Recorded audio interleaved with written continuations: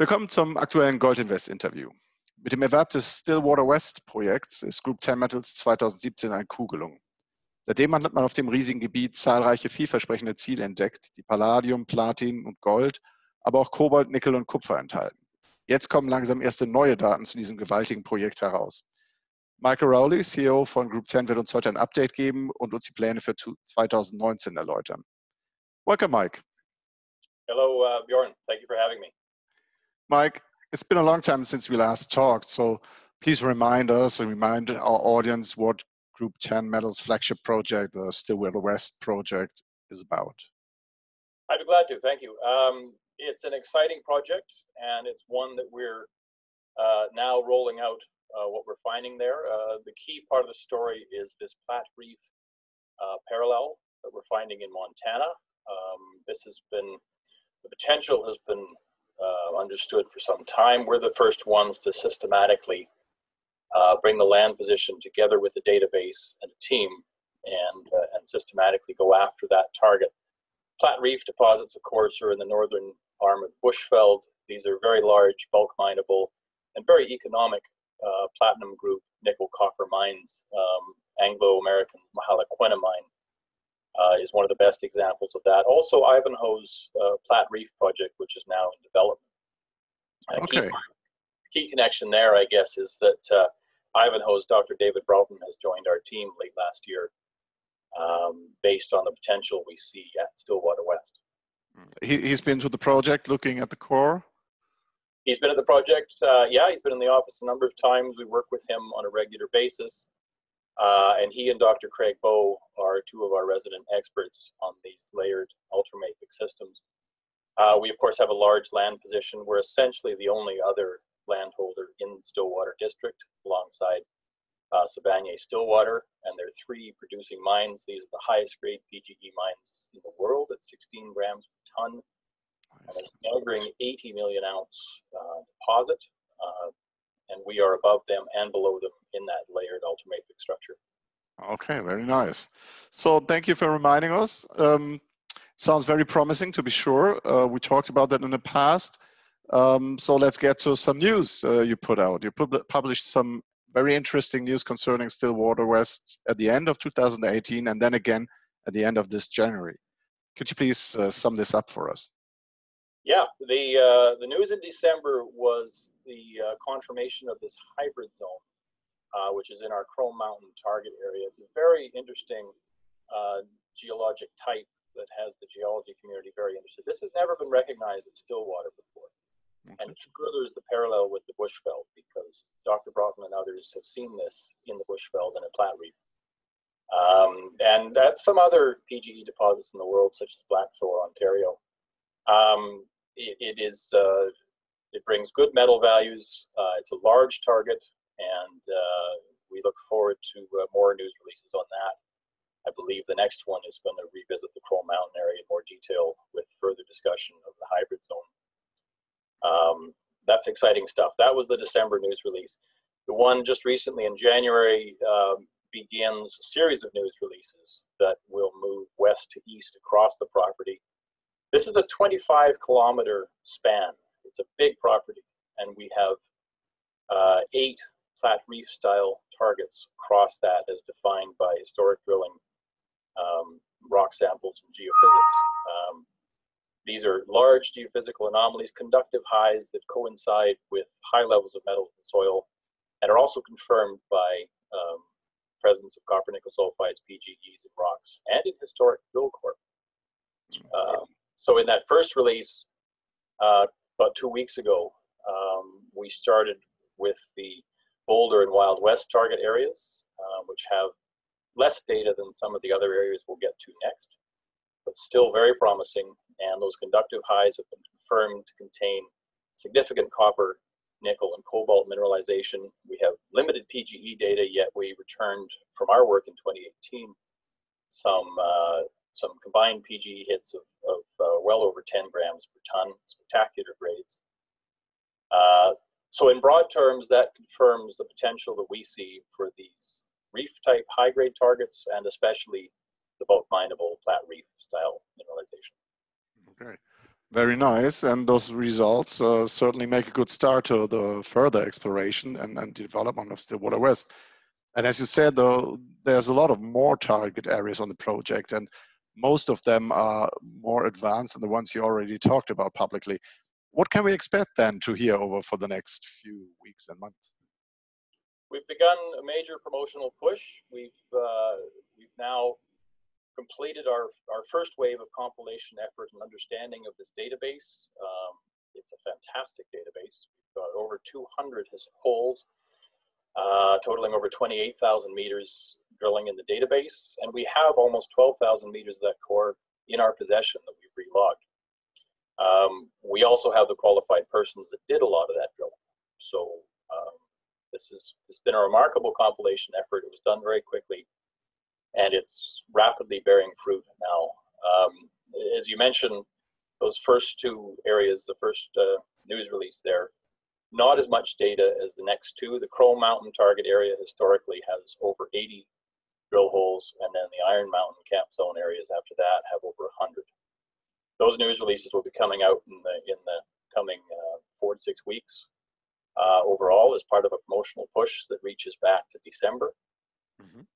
And we look forward to getting that out, to discussing it, revealing what we think we have, and then announcing our plans for 2019.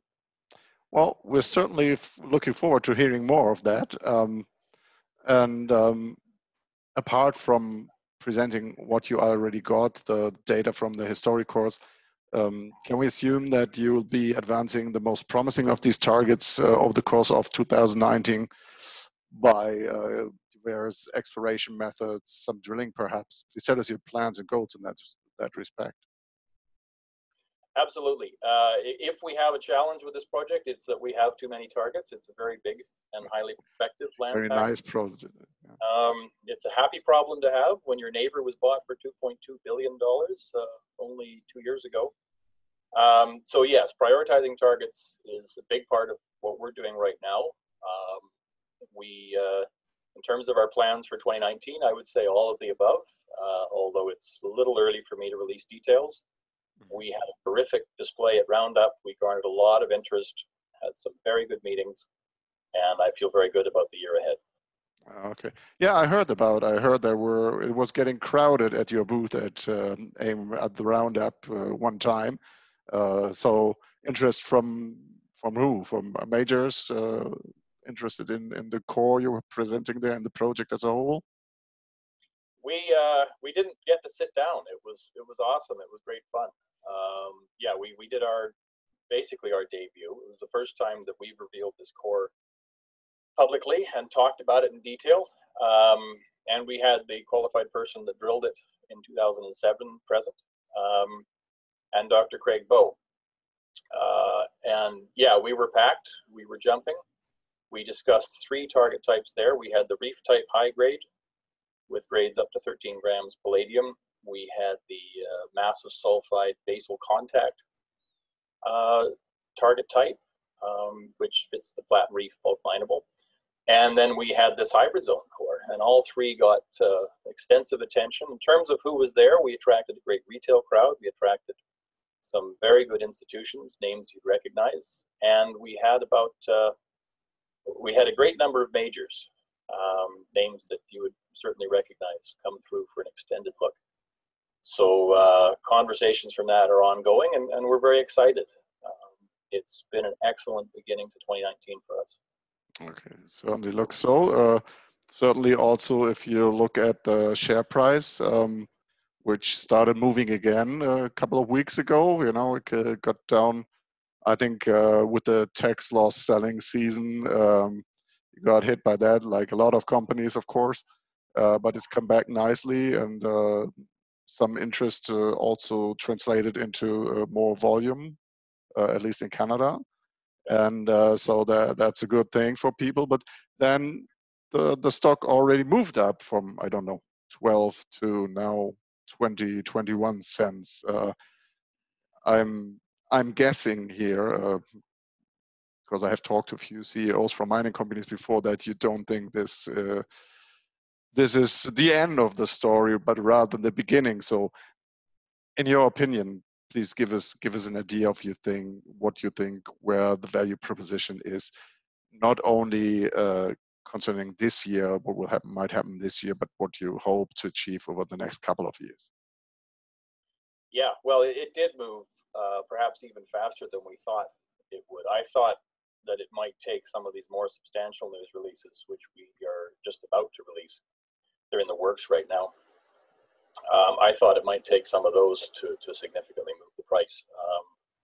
The market responded quickly, and it's there. And the Core Shack Roundup was a big part of that, because people, for the first time, got to see what we're thinking and on about in terms of core. The next few news releases should do a lot, and as we reveal our plans for 2019, which I think are exciting. You asked about the rest of the year and into next year. We're going to prioritize our targets and rapidly move this through resource delineation stage. We can certainly do the next few rounds ourselves. We have a lot of drill targets. However, given the attention we're getting from various larger companies, we may make a move at some point to bring one of them in at the right time. Which also would alleviate any concerns or needs to raise further capital, because yes, in principle you only have to look at the core that's already there, but you're going to do your own work to confirm and expand all that, and that costs money. Now I saw you did a raise last year, and I think that was about $1 to $1.2 million, so that should get you some ways. But if you bring in a major that would, or any partner that would help you not to have to go back to the market as early as otherwise, perhaps. So how far would let's say you only have the money you have in the bank now, how far would that take you? Yeah, we did a raise, as you say, 1.2 million at 15 cents in November. And that's let us keep the promotional effort and the internal geology effort going. That's excellent. We do have 3 million in callable warrants, and that is one option available to us. There may well be a raise. We're just having those discussions internally right now, but as we get into the summer season, there may well be a raise. We'll see. And again, we're excited about the plans for 2019. I look forward to revealing those. So we talked slightly too early, because we might have heard about your plans in more detail if you already were able to elaborate. But we'll be sure to come back. We'll be sure to talk to you in Toronto, which is almost exactly a month from now at the PDAC convention. So I'm looking forward to seeing you there and hear even more, and perhaps one or the other releases will be out by then. Thank you very much for the update, Mike. Thank you. Look forward to seeing you at PDAC.